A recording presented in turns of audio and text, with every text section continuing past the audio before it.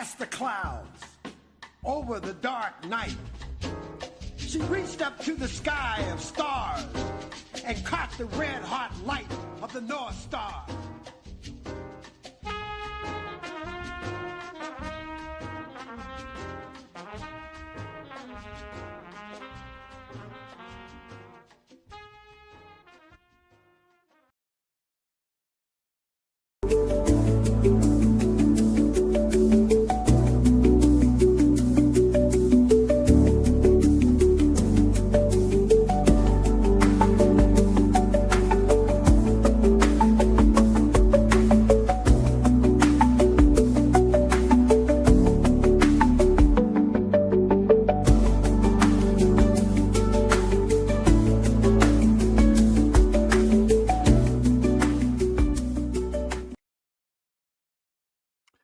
Greetings and welcome back. Thanks to you all for joining me. What is the African Union theme of the year for 2025? It's justice for Africans and people of African descent through reparations. The African Union has designated 2025 as the year of justice for Africans and people of African descent through reparations. What does this mean and how significant is it? Let's connect some dots and find out.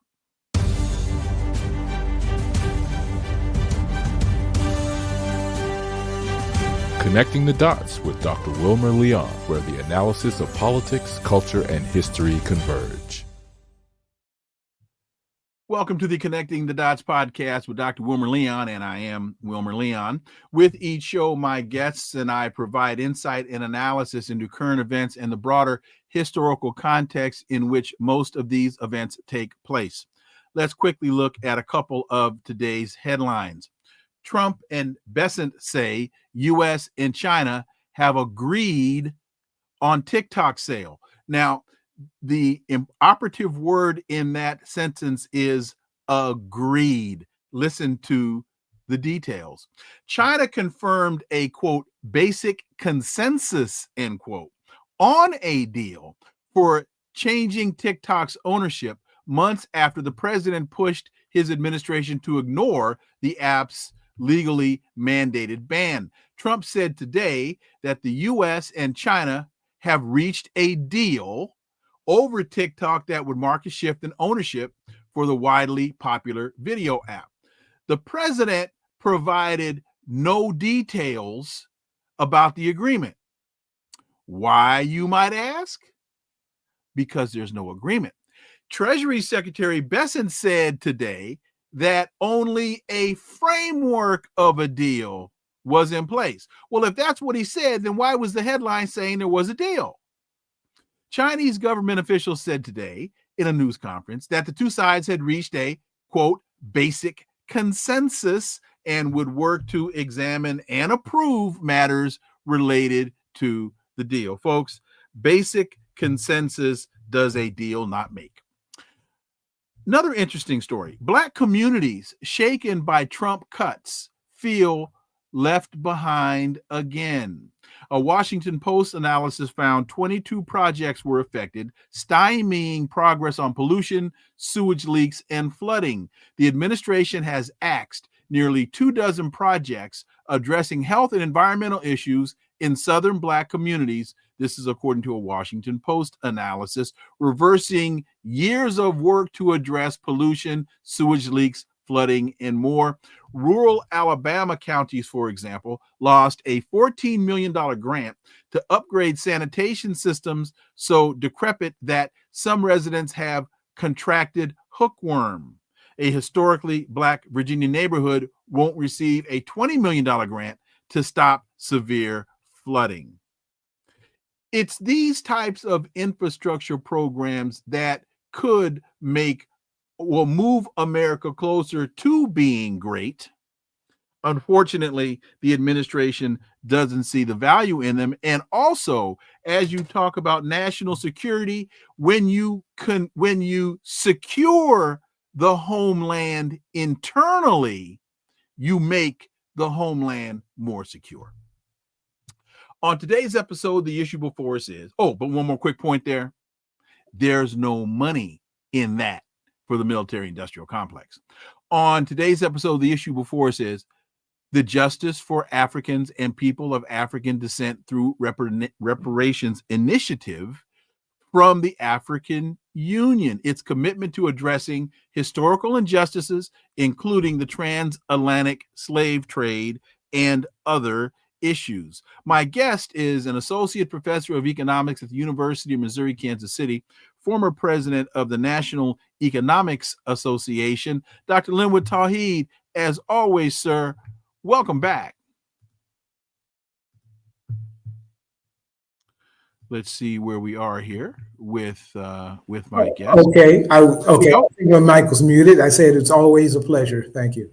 Well, oh man, and as I heard earlier, you look great, man. It's good to see you. No, good to see you too. You look great.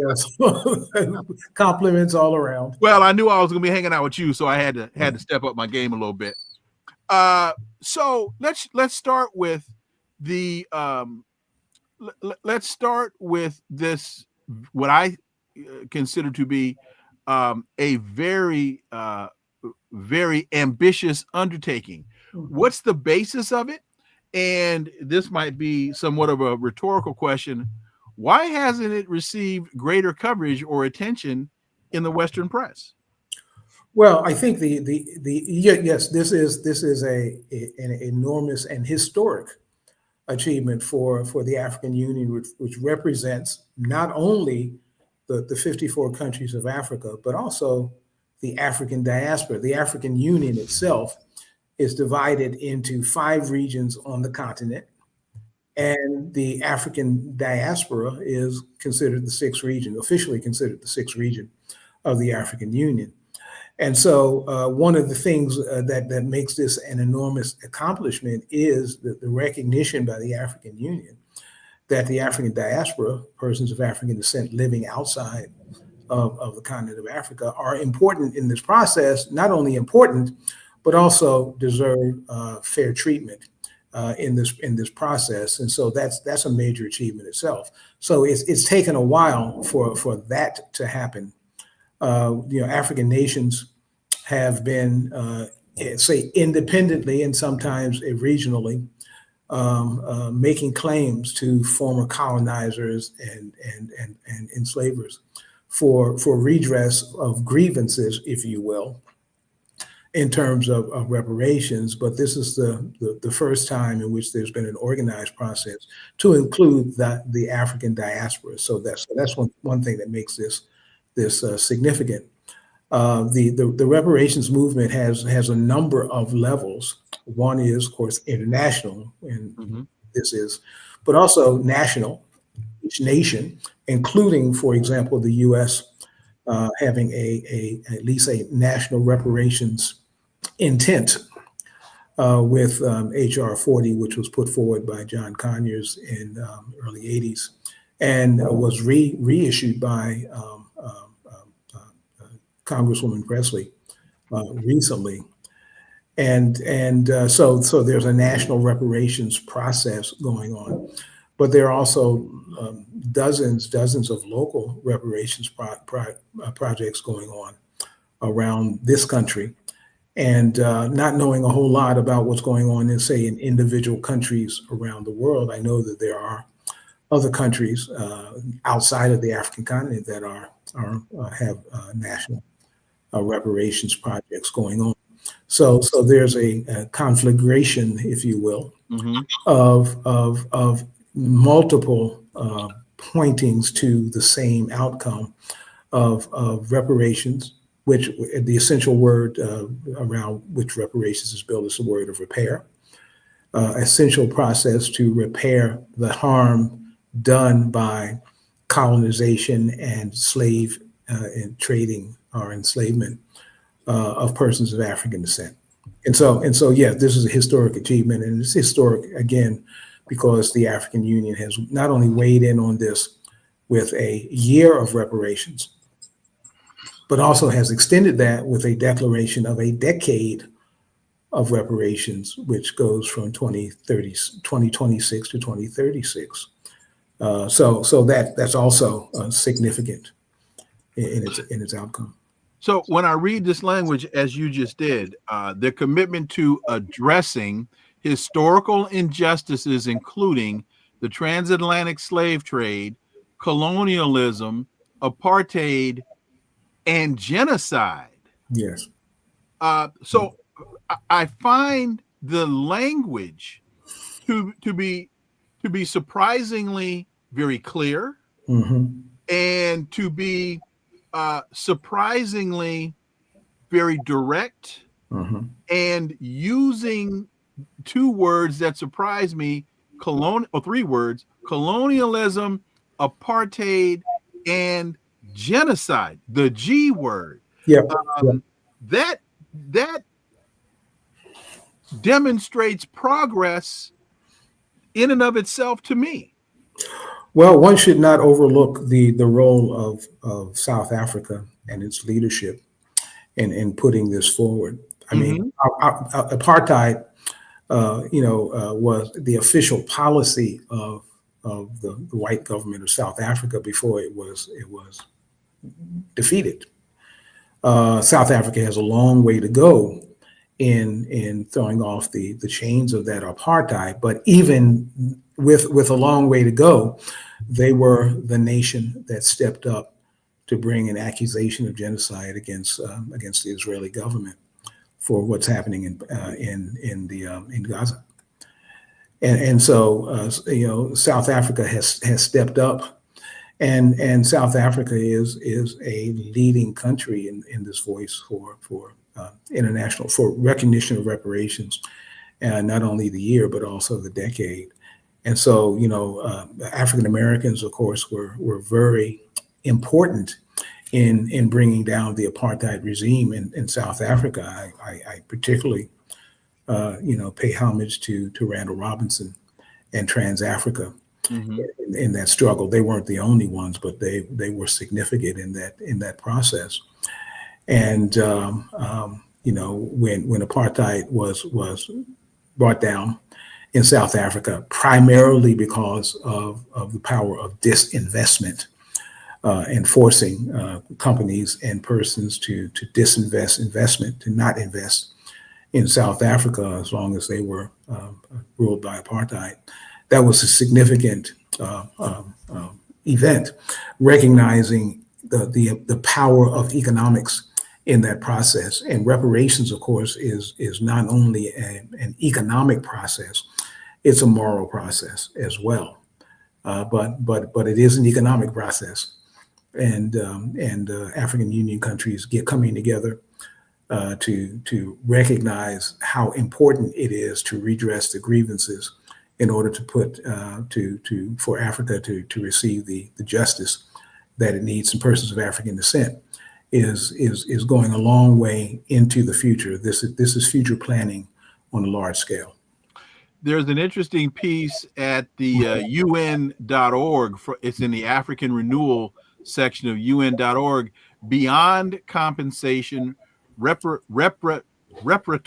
justice has a structural economic imperative for Africa.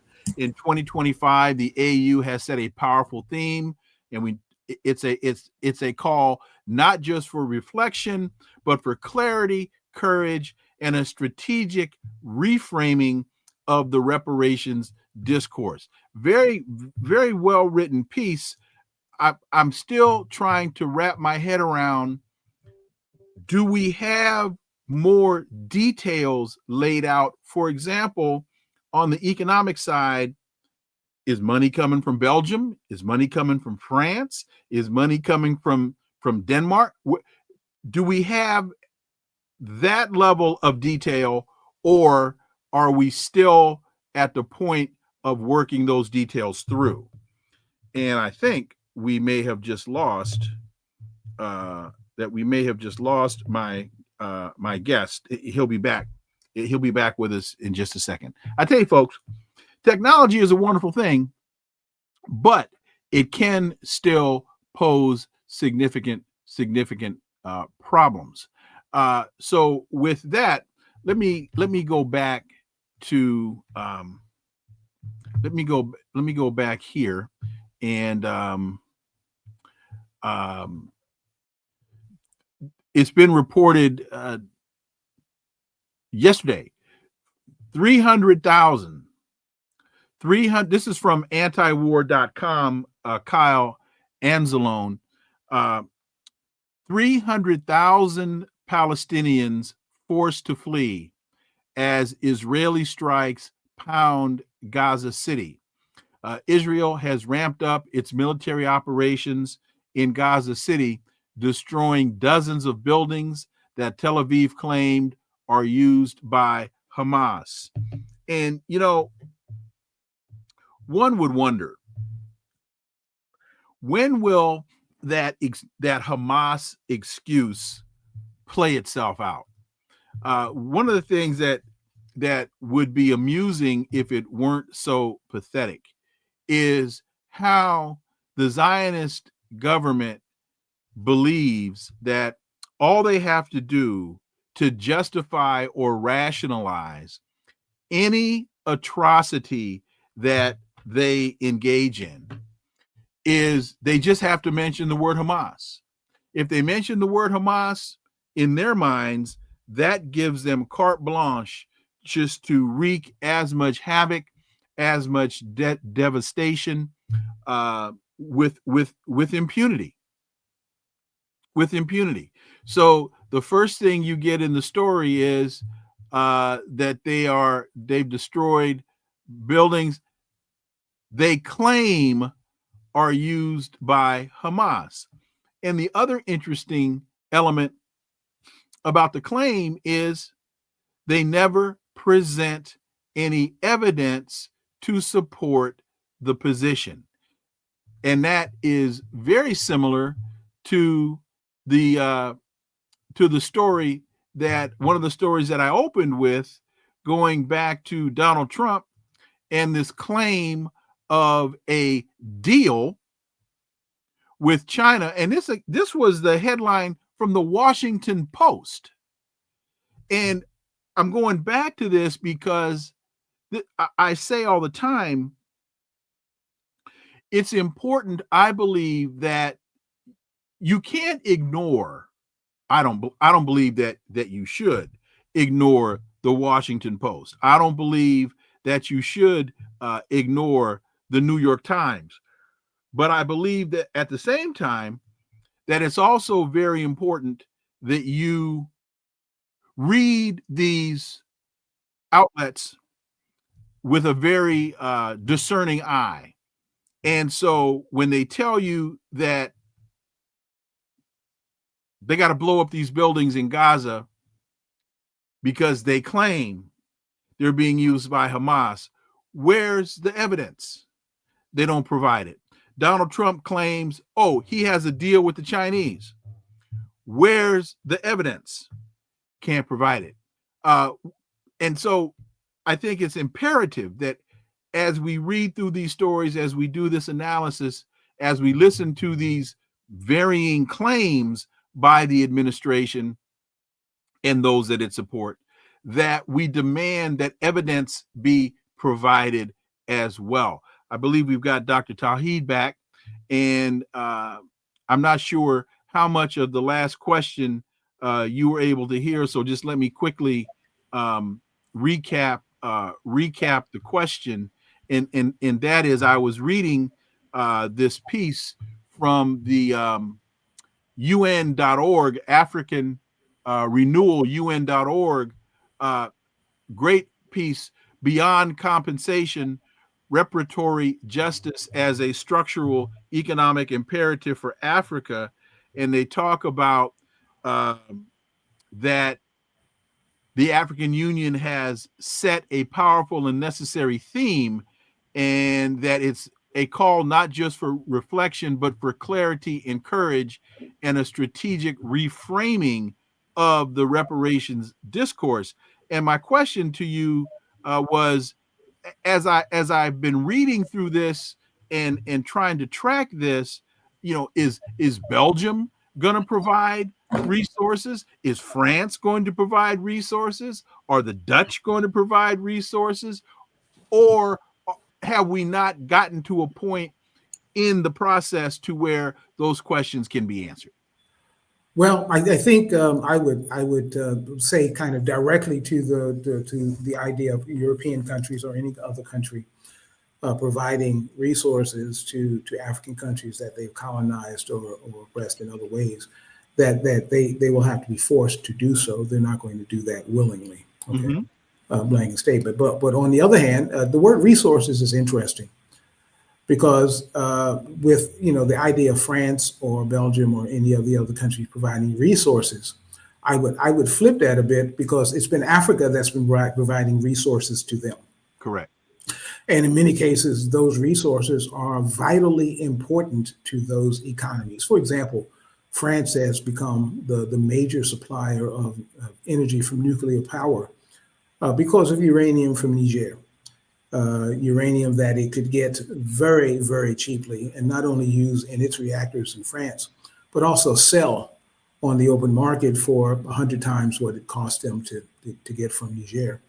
That process has stopped because Niger, as being one of the Sahel countries, 3 Sahel countries, along with Mali and Burkina Faso, that rose up, created a union that and asked the French to leave. And the French did so because of other, because they didn't have the power to stay. Let's put it that way. And so they left. And now, so Africa doesn't need resources from France. France needs resources from Africa, which now creates an ability to project power into France. We're saying that we can make you a good deal. Not a sweetheart deal, not the deal you've had before on uranium or other minerals. You're going to have to pay a fair market value, but we don't have to sell them to you at all unless we reach an agreement. So African countries have something to bargain with, and that is resources. And one might ask, why would you then sell resources to France? Well, the resources are available for sale. But more importantly, what African countries are understanding and standing up for is those resources are actually to be used at home. And so there's a process of what we call domestic resource mobilization of African countries realizing that they have resources by which they can rebuild their countries and the continent.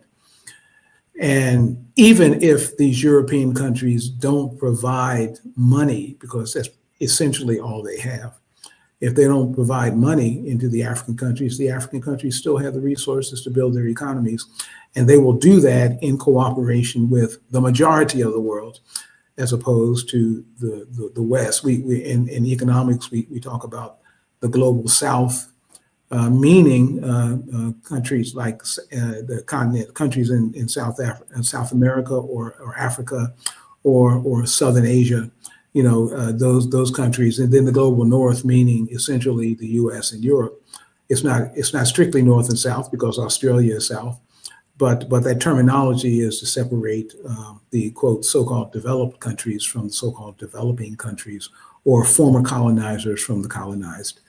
And so that terminology, global South countries, not just African countries, but global South countries, are uniting and realizing that they have enough resources to build their own economy. In fact, they provided the resources for the global North. In fact, that's a great point, and I think that's a tremendous shift in the discussion about reparations, because what a lot of folks don't really understand, and you talk about the resources, is who controls the raw material, who processes the raw material, and then who is able to sell, thereby benefit economically from the proceeds gained by the sale of the raw material on the open market. So what has been happening up to this point is an awful lot of extraction of raw material from African countries, and we could the list of minerals and other things are longer than my arm. Right. But because those countries of origin have not been able to process those raw materials in-house, they've been sent abroad, refined, and then sold as finished product Right. where the country only gets pennies on the dollar. And a quick example, I think it's cacao from Ghana. And a lot of folks don't know that Ghana produces a tremendous amount of cacao, which is cocoa powder in its refined state. Ghana says to Switzerland, we're going to refine our cacao in country. Switzerland says, we're not going to buy it from you then. China steps in and says, we'll take it. Right. So that's just one example of, so elaborate on that, because that's what we're seeing in Burkina Faso, for example. Right. In a world of roughly 8 billion people, only 2 billion are in the global north, using that terminology. The other 6 are in the global south. And it would be amazing if the 6 billion couldn't come up with their own self-sufficient economy, if they wanted to, and not do any trading with the global north, with the 2 billion. The 2 billion are a minority. And if that's the way it turns out, if the 2 billion would want to cut itself off from the 6 billion, I don't think the 6 billion will suffer. They'll have plenty to go around. There's certainly plenty of significant knowledge in the global south. So much so that in years we've had global south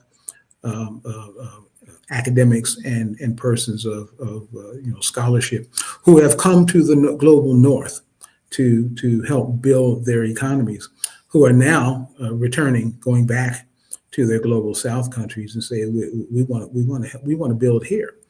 You mentioned the Chinese, and the Chinese 50 years ago, when China was being opened up for trade, was a poor country. It had a not widely distributed education system. It had scholars, but it wasn't widely distributed. And in that 50 years, they have increased the median household income by 700%, while the global north has America has only increased it by 7% in that same period of time. And so, the Chinese are well capable of using their own scholars to do the research and development that they need to do, and they've shown that because they're leading in so many areas that the West doesn't want to admit. But they're leading. Well, Nigeria is a country of 250 million people, almost as large as the U.S. And Nigeria has major universities, and they're turning out students with lots of knowledge about how to do things. In the past, those persons have, in order to use their knowledge, have had to go to Europe and the U.S. But they're needed back home. And the call out for reparations is not just a call out for Western countries, global North countries, to repair the damage, but also to reverse to help reverse the brain drain, so that Nigerian educated folks can stay at home and begin to build that country. They will do that regardless of whether or not the West responds with reparations. We've seen over the last couple of weeks, the United States seems to be, I don't know if it's shifting its focus or broadening its focus towards Venezuela. Is this due to a realization of a downturn in its power and influence over African countries? And and what brought this to my mind was when you started talking about the global South.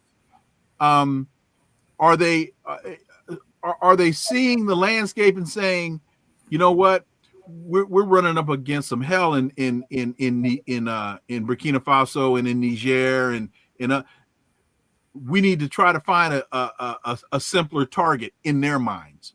Or am I totally off base in asking that question?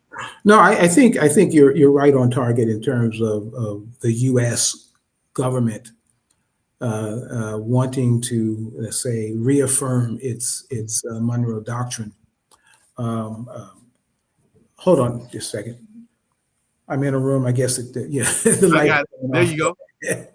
Wanting to. And the amazing thing is your brilliance is enlightening. So Yeah, I know. I don't need the artificial light. so you know. But wanting to reaffirm the Monroe Doctrine, because they're realizing that those countries in South America are slipping away from their control. Mm-hmm. And so, this is perhaps an attempt to make an example out of a country that's already been demonized. Maduro has already been demonized. That it wasn't just the Trump administration that's Right. at odds. The Biden administration was at odds as well. In fact, very much at odds, and put sanctions on Venezuela. So this is a continuation of this policy. And Biden put the $25 million bounty on Maduro's head that Trump raised to $50 million. Yes. So it's 25 million each. So they're equal in that. Right. And so as you see the global South organizing, uniting, BRICS and the Shanghai Cooperative Organization, these countries that are coming together, South American countries are part of that process. Brazil is one of the BRICS countries, but other countries like Venezuela are wanting to join and have put in applications. And so, you have to do something, I guess, if you don't want that to continue on. And so attempting to bully a country like Venezuela, which, the US could invade Venezuela and take over pretty much at will, except for the fact that the Chinese are in Venezuela making all kinds of business deals. And so it's not, the Chinese aren't sending the military to Venezuela. They're sending, oil platforms and so forth. But what that means is this: if the Chinese and other global South countries are investing in Venezuela and the U.S. invades Venezuela, they have interfered in the business interests of other countries. Now that is against international law. And so, you take that up with the international law organizations, the International Court of Justice and Criminal Court, and the United Nations and so forth. And while those taking it up with them may be, in some sense, symbolic, there's an understanding that China does have a military, and they could intervene to protect their interests if they wanted to. And so this is, I think, more heat than light, if you will. I think it's an attempt to bully a country, but if the Maduro doesn't back down, I don't think there's anything that the Trump administration can do about that. You just made the point that China has the military and could intervene if it wants to. And that takes me to this question by Ernest Heckard. My question is, Dr. Wilmer, who is to stop Israel from trying to demolish the Palestinians? Who can stand up to the Zionists who America backs? Ernest, that's a great question. And part of my answer would be China. They have been in the background, I think, trying to bring rapprochement here and trying to find off-ramps. I don't know that they have been as directly involved and as militarily involved. Russia is another entity. The Saudis are another entity. And I'm not going to try to give some type of superficial analysis, and I don't want this to take us too far afield, but I thought with Dr. Linwood Tauheed's comment about the Chinese military and your question, I thought it made sense to address that here. There are a number of international actors that could weigh in quickly, weigh in heavily. I think that some would say, the dynamics are complex. I don't think when it comes to solving genocide, the dynamics are complex at all. What the other interests are around these decisions, I have to turn to greater minds like Dr. Tauheed maybe to elaborate on. Well, Dr. Tauheed is going to have to, turn that over to the Chinese foreign minister, and I don't know what's in their playbook. Okay. A country that has an immediate interest, though, other than Russia and China. I mean, they have interests. Mhm. They're not in the region. The country that's in the region Is Egypt. Is Egypt, of course, Okay. but Egypt is very much a charity case of the U.S. Right. The country is Turkey, and Turkey has the military power, obviously, to do that. Egypt, I don't think would. No, you're right. Right, but Turkey, and so if I were the Chinese or Russian foreign minister, I would be leaning heavily on Turkey, as much as you can lean on Erdogan, Right. leaning on Turkey to intervene in this process. After all, it would be a Muslim country intervening for primarily Muslims. Mhm. Now Gaza is not only Muslim. There are Christians in Gaza as well. But I would look to Turkey to do that. Now, as distressing as it is, it may take a little time for that to happen. But I do think that Turkey, not only because of external pressure, but also because of internal pressure from Turkish citizens on Erdogan. Erdogan is a politician, and he knows his popularity is declining. It's because of his non-intervention in this that is declining. And so, Turkey is a country that could intervene immediately and stop that from happening. So, Ernest, don't know if that answered your question. Don't know if that's a satisfactory answer to you. You can please elaborate further in the chat. But off the top, that's not a bad answer. So in wrapping up this part about the AU, how do you see this unfolding and moving forward beyond these wonderful articles to practical application? Well, in another venue for the African Union, there's been an understanding, an increasing understanding that African countries don't need Western money. There is the idea of what we call endogenous money. I've mentioned what's called modern monetary theory a number of times to make it more plain, as opposed to maybe a bit ephemeral. Endogenous money is the idea that countries can create their own money. Mm-hmm. It's not a fantastic idea to think that Nigeria could create its own dollars. Now they create their own dollars. They have a naira, but unfortunately those dollars are tied to Western banking systems. They're tied to Western dollars. One of the things that the Sahel countries, the Burkina Faso, Niger, and Mali did when they kicked the French out is to begin the process of decoupling their currency from the French currency. The coupling was made by what's called the CFA, which now is only described as the CFA, but in past times it was the acronym, the initials for the colonial franc of Africa. It was the currency that France provided to its colonies to trade with it, and since those coins and bills were printed and minted in France, the French had control of those economies, because if there was money that was needed or desired to do something in, let's say, Mali, the Malian government had to ask the French for the permission to actually create those dollars. And so while there was a currency being used in those Francophone countries, they weren't in control. The process of endogenous money is saying that no, countries can control their own currency. They should control their own currency.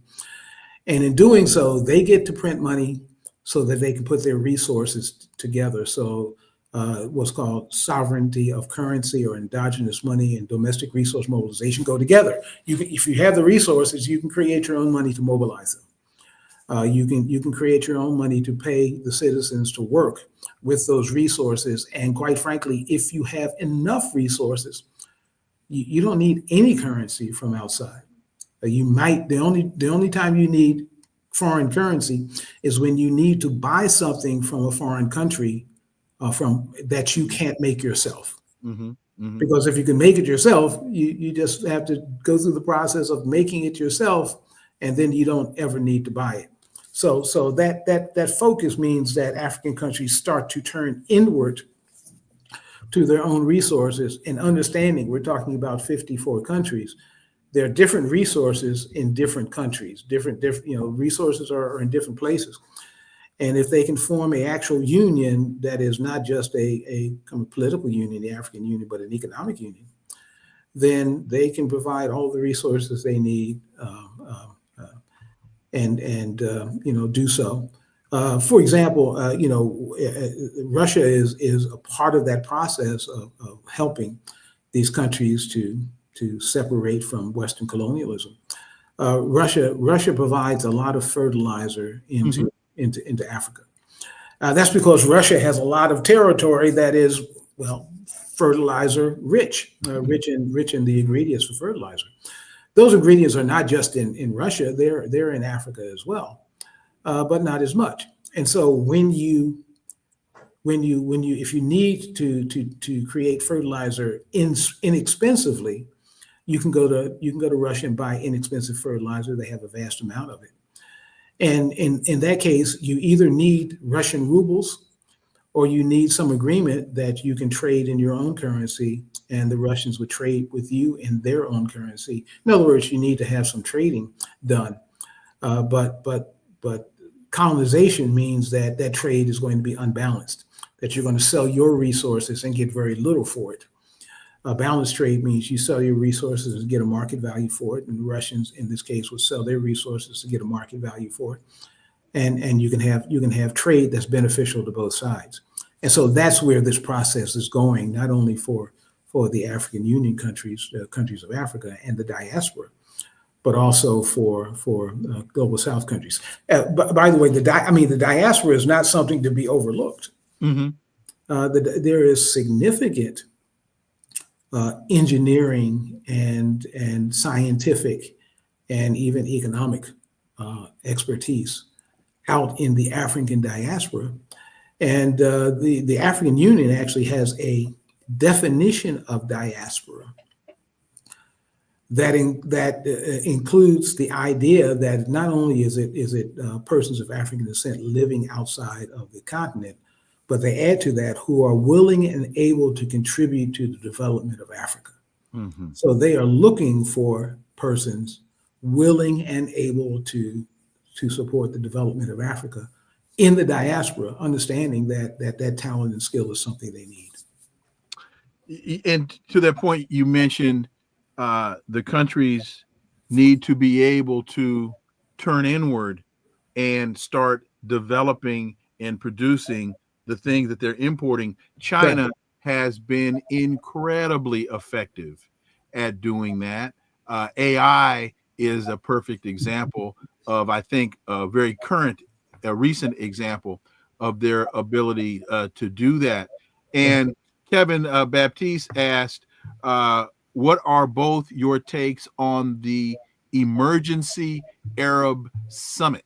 That's a bit of an aside, but just let me just quickly try to answer that. I know, for example, that Qatar, their emir, has warned Israel against its expansionist vision of the Arab region.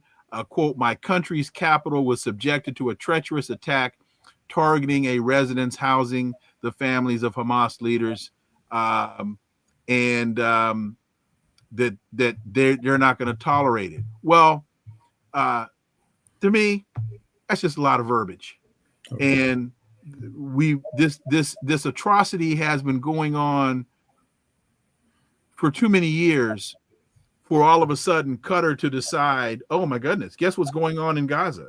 So I think this is more of a political response by the emir and the regime to try to placate and quell any sense of unrest amongst the populace and Qatar is just one example of the number of countries. I don't know, Linwood, if you've got any ideas on that.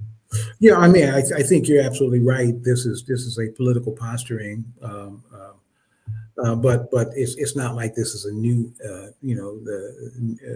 the genocide Right. in Gaza is at least a couple of years. You can go back to 1948 to the Nakba. Correct. And it's been a problem for a long time. The country, of course, that's stepped up is Yemen. Correct. Right. And Yemen is doing so as Yemen is the poorest country in the Middle East. And so they've stepped up while countries like Saudi Arabia and Qatar. And Qatar and Abu Dhabi and these other countries are wealthy and could bring resources to the process.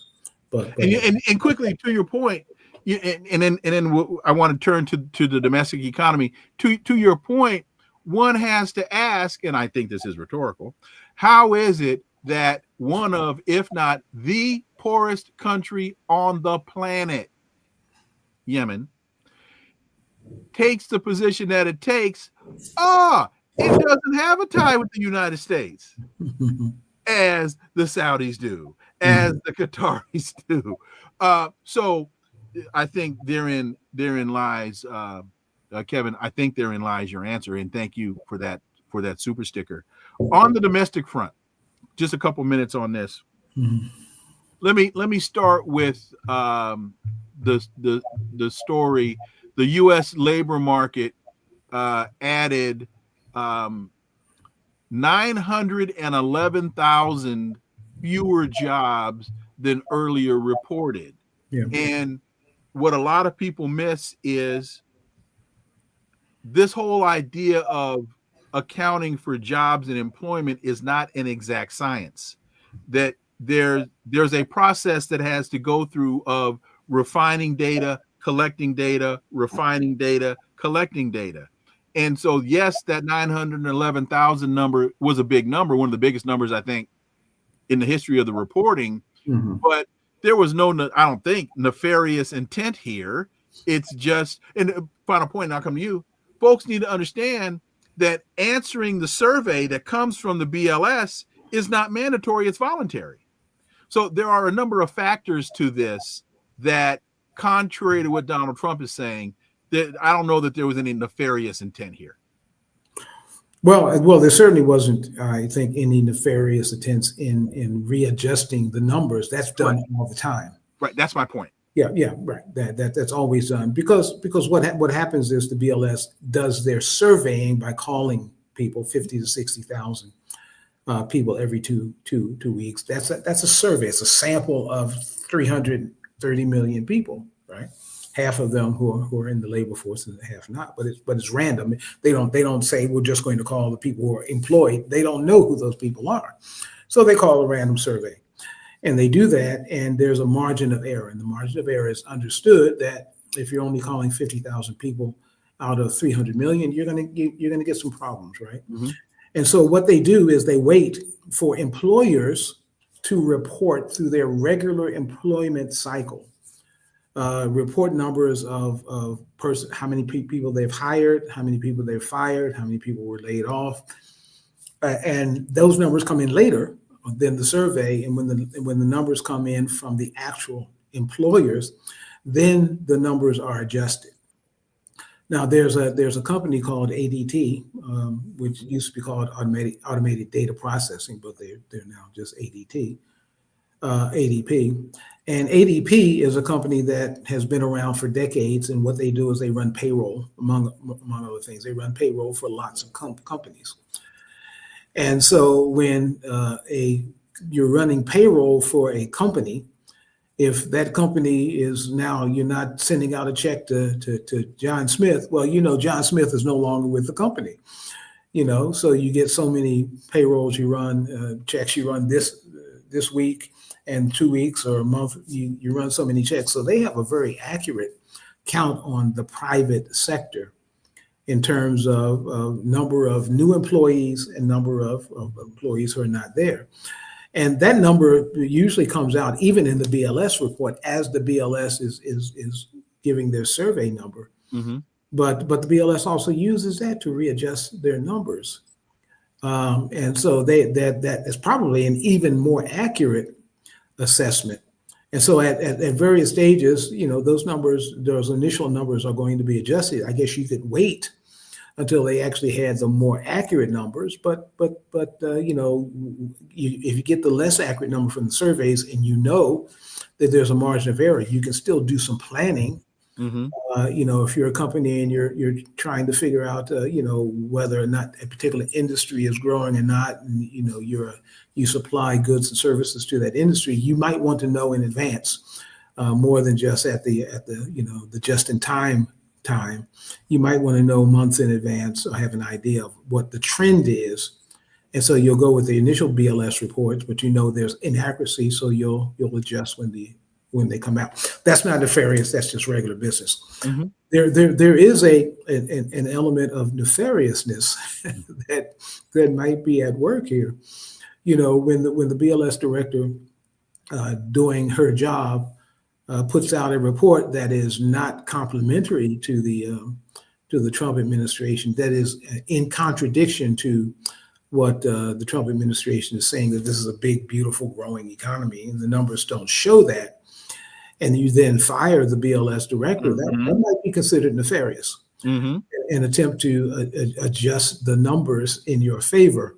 Well, that director is gone, and the new BLS director, I don't know who that is. I don't know if there even is one yet. I don't think so. I think they have to be confirmed, and they haven't mm-hmm. had that process. They put out another report, which is also not complimentary. It's even worse than the old report, which makes you wonder if the real numbers are even worse than that. There you go. So what we have a problem in not only understanding that the numbers were never very accurate, but now they're even unreliable. And so the question, if a question is, are the numbers going to be better in the future? I don't know. They can be better or worse. But I think, at least for the interim, we should not rely on those numbers. We should go to companies like ADP, and maybe private enterprises to get those numbers. Of course, what that means, ADP was giving those numbers out free. Mm-hmm. They will become a provider of economic information, and they'll probably have to pay for it. But someone will do that, and we'll have better numbers from private enterprise than we will from the government. This is one of those examples where, I guess a conservative economist is right that the private sector is doing a better job than government, but that's because government is doing such a bad job. And final question for you, it's following along that same line of employment. MSNBC had a report 300,000 Black women have left the labor force in 3 months. It's not a coincidence. For decades, the public sector has been a lifeline for Black women shut out of economic opportunity. It is no surprise that Trump's federal downsizing targeted them first, according to gender economist Katricia Roy. Yes, I've spoken to a number of other economists who work in that arena, and at least for right now, they're not so sure that those numbers are accurate.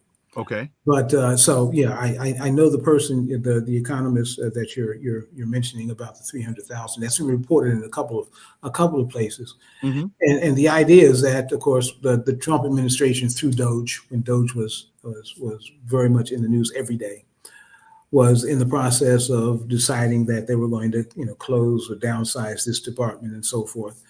And it is true that Black women have been overrepresented in federal government. When I say overrepresented, working for the federal government at a higher rate than they do in other industries and so forth. And historically, that's been the case, because historically it's been the federal government that has been less discriminatory to women, to women of color in particular, and it's been the case for Black men as well. Working in the government was a better job. You could get equal pay. Mm-hmm. You could get at least some semblance of non-discrimination. Having a job at the post office one time was a guaranteed middle class income for life. Mm-hmm. That's not the case anymore. And so, as Doge went and did its job, even if it fired randomly out of the federal workforce, Black women would be overrepresented in that process. We're not so sure that it's been 300,000 of them. Okay. And you remember that the Trump administration gave workers an opportunity to buy out, to leave early, and so forth. And leaving early means you get a buyout. It also, the law doesn't change, so you still get your federal pension. And so there may have been some persons who were staying around longer, past retirement, and decided this is a good time to go, because otherwise they may say something that may get me fired, for cause. So it's time. I don't want to be another BLS director and and do my job and get fired, And so people are leaving also. So some of this may be voluntary, and some of it's not. But it's the 300,000 number that's being contested. Gotcha. Well, Dr. Linwood Tauheed, as always, thank you so much for your time. Greatly appreciate that analysis. I know the semester has started for you as the semester has started for me. Yes. So I appreciate you carving out time for us today. Greatly appreciate it. It's been a pleasure. Thank you. Thanks, Linwood. All right, folks. Well, I got to thank you all so much for joining me today. Thank you for listening to the Connecting the Dots podcast with me, Dr. Wilmer Leon. Stay tuned. New episode tomorrow. Dr. Richard Wolff will join us tomorrow. Richard Wolff will join us. Please subscribe, follow, leave a review, share the show. We need you to subscribe on Patreon, please. Patreon. Those of you that can, please go to the Patreon account and subscribe on. We're almost to 10,000 subscribers on YouTube. We're close. We're close. So we need y'all to help us to dig in and help us out here. We really could use the help. Follow us on social media. All the links are below in the show description. Remember, this is where the analysis of politics, culture, and history converge. Talk without analysis is just chatter. And we don't chatter here on Connecting the Dots. Why?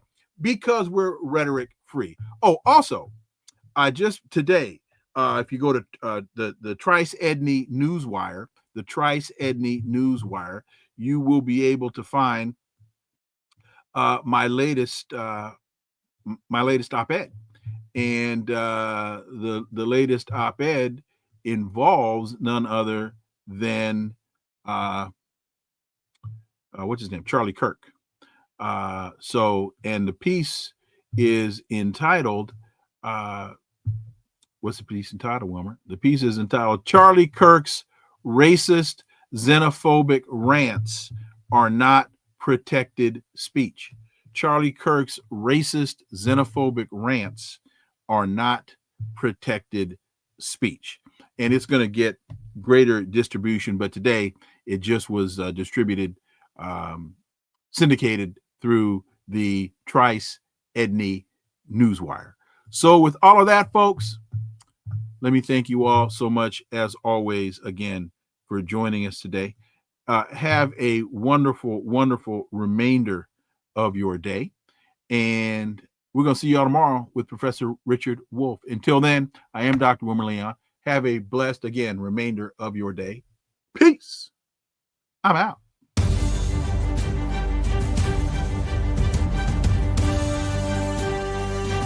Connecting the Dots with Dr. Wilmer Leon, where the analysis of politics, culture, and history converge.